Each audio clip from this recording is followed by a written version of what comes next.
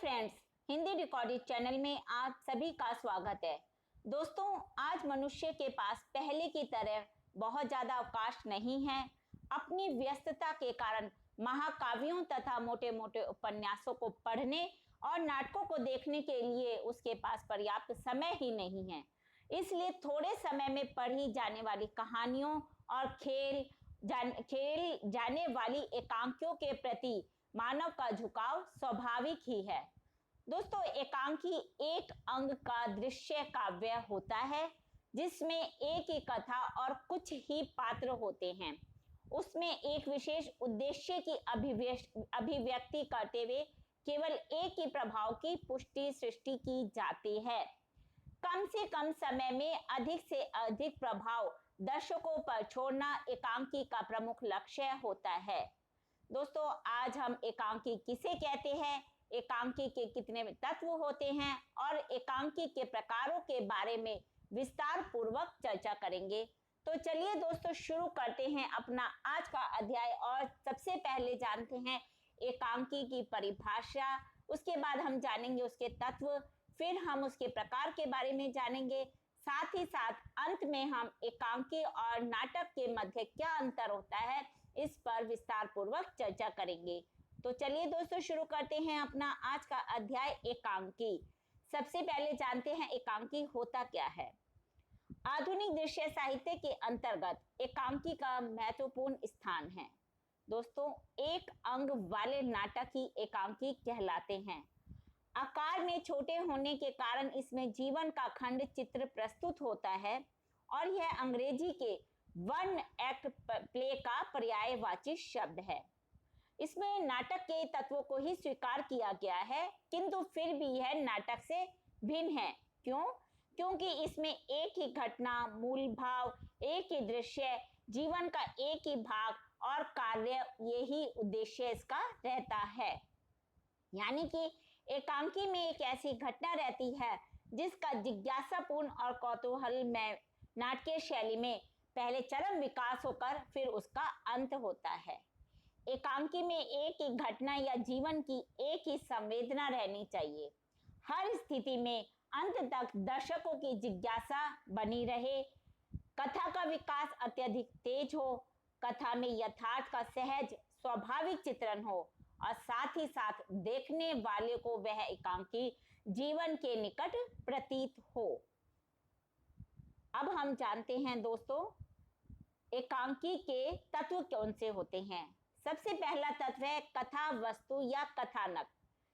एकांकी का कथानक व्यवहार जगत और जीवन समाज के किसी भी एक भाव, विचार, घटना पक्ष या समस्या पर केंद्रित होना चाहिए।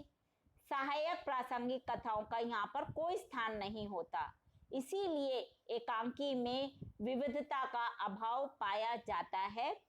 एकांकी में दिखाए जाने वाले घटनाक्रम का उद्देश्य भी एक ही होता है और इसकी कथा जीवन, आदर्श, यथार्थ समाज, घर परिवार, राजनीति, धर्म, इतिहास पूर्ण आदि से भी ली जाती है और इसमें संभाव्यता भी अनिवार्य होती है। एकांकी की कथा वस्तु में स्थान, समय, कार्य की एकता का भी ध्यान रखना आवश्यक है। इसमें कथा की जो विकास की अवस्थाएं हैं दोस्तों, वो 5 अवस्थाएं मानी गई हैं। पहली है नाटकीय, फिर स्थल, फिर द्वंद्व, फिर चरम सीमा और उसके बाद है परिणति। अब हम चलते हैं इसके दूसरे तत्व पर को जानते हैं, वह है पात्र या फिर चरित्र चित्रण। एकांकी में जो पात्रों का चयन है, इसमें आवश्यकता का हमें उसमें कितनी आवश्यकता है इसका बहुत ध्यान रखना पड़ता है। क्यों? क्योंकि इसमें हम जरूरत से ज्यादा पात्र नहीं ले सकते हैं।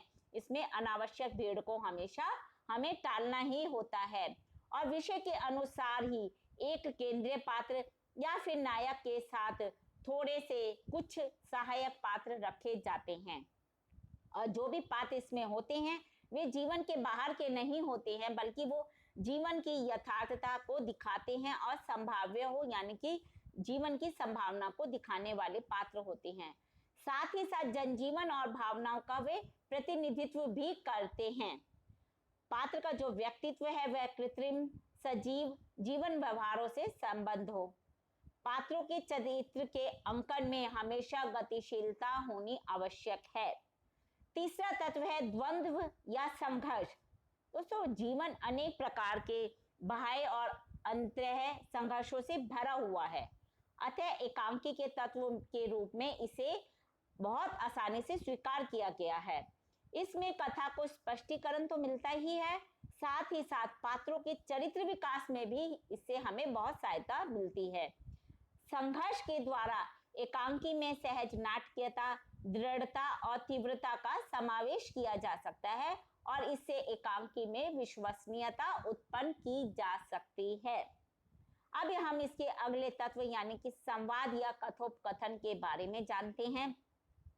दोस्तों, संवादों के द्वारा ही किसी भी कथा चरित्र का विकास, उद्देश्य की सफलता, स्पष्टता को सिद्ध किया जा सकता है और एकांकी में भी इन सब की आवश्यकता हमें होती है।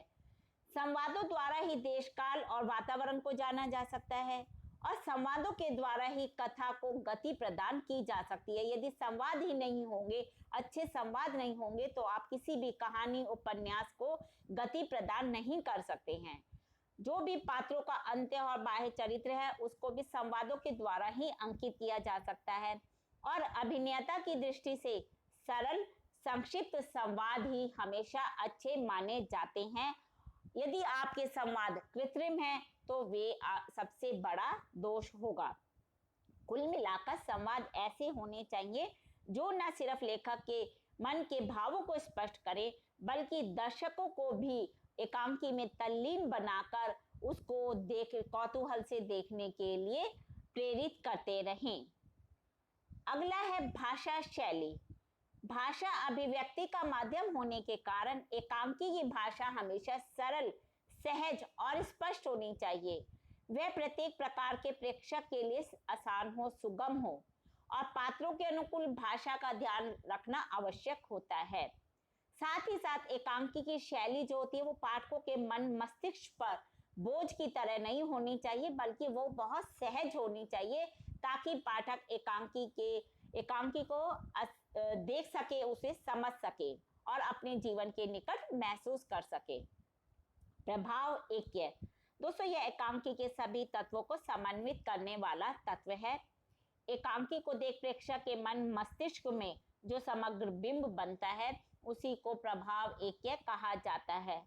नाटक के मूल भाव, विचार, पात्र, चरित्र, भाषा शैली की समग्र अभिव्यक्ति ही प्रभाव ऐक्य से संभव है और इसी पर ही किसी भी एकांकी की सफलता अवलंबित होती है। अब हम जानते हैं अभिनेता।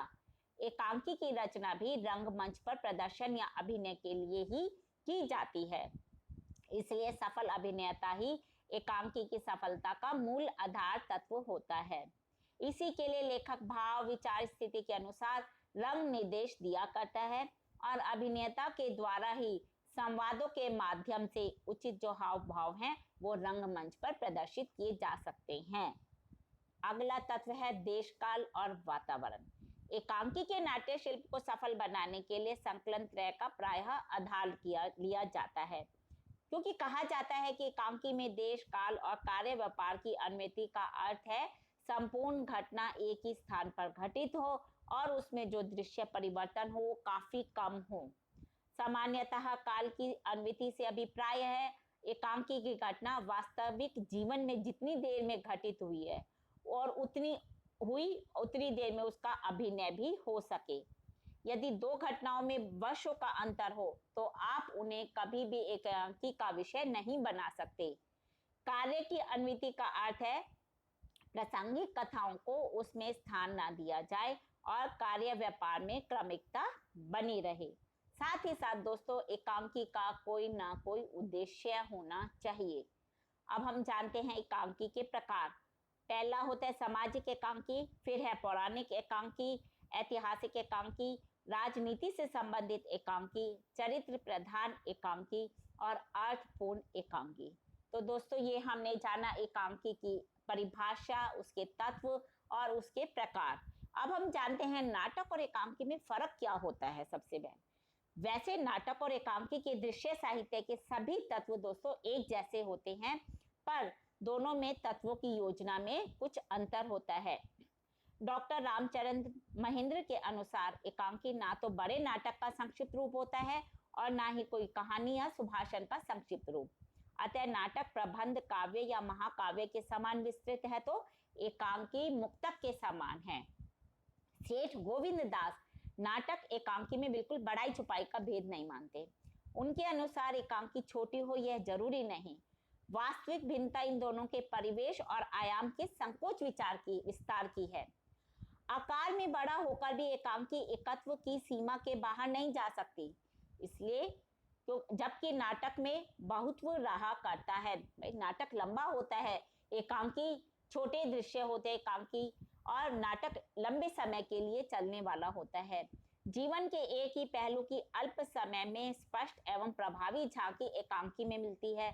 जो बहुलता, जटिलता, प्रासंगिक गतिविधियों का अंकट नाटक में होता है वह एकांकी में नहीं होता।